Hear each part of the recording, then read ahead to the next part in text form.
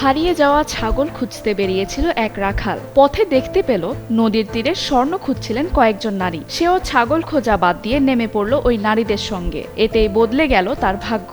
ছাগলের বদলে তার ভাগ্যে জুটল কাঙ্ক্ষিত স্বর্ণ। মাত্র ৩ গ্রাম স্বর্ণ বিক্রি করেই পান প্রায় ৩৬,০০০ কেনিয়ান শিলিং, যা প্রায় ২৮০ মার্কিন ডলার। সুস্থ জীবন, সুন্দর পৃথিবী। আলোচিত ওই যুবক কেনিয়ার ৩৩ বছর বয়সী রাখাল মানাসে লোমাচার। পশ্চিম কেনিয়ার চেপোরোর গ্রামে কথিত ওই স্বর্ণের খনির সন্ধান মেলে। এই খবর ছড়িয়ে পড়তেই শুরু হয় রীতিমতো গোল্ড রাশ। সোনার আশায় গত কয়েক সপ্তাহে সেখানে জড়ো হন হাজার হাজার মানুষ।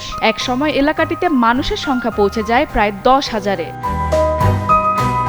ঝোপঝাড় আর পশুচারণের জায়গাটি এখন বদলে গেছে খনি শিবিরে। চারদিকে অসংখ্য গর্ত, মাটির স্তূপ আর অস্থায়ী দোকানপাট। সোনা খুঁজতে ছুটে এসেছেন পাশের দেশ উগান্ডার মানুষও। তবে সোনা পাওয়ার পাশাপাশি তৈরি হয়েছে নানা সংকট। বিশুদ্ধ পানি, পয় নিষ্কাশন ও নিরাপদ থাকার ব্যবস্থা নেই। বিশেষ করে নারী ও শিশুদের নিরাপত্তা নিয়ে উদ্বেগ রয়েছে প্রশাসনের। এদিকে এখনো নিশ্চিত নয় মাটির নিচে বাণিজ্যিকভাবে উত্তোলনের মতো কতটুকু স্বর্ণ আছে। তবুও সোনার সন্ধানে গভীর গর্ত খুঁড়ে চলেছেন মানুষ।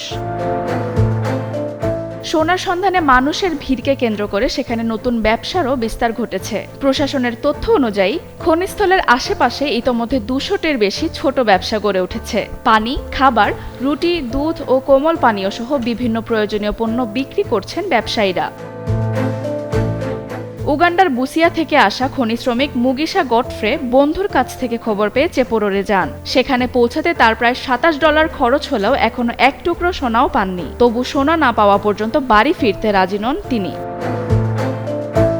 ওয়েস্ট পক্ট কাউন্টির ডেপুটি কমিশনার স্যামুয়েল কিয়ারি জানান, আগস্টের শুরুতে একদল তরুণ সেখানে তুলনামূলক বড় পরিমাণের সোনা খুঁজে পান। পরদিন একই এলাকায় কয়েকজন নারীও উল্লেখযোগ্য পরিমাণ সোনা পান। এরপর সেই খবর নানা অতিরঞ্জিত গল্পের সঙ্গে ছড়িয়ে পড়ে।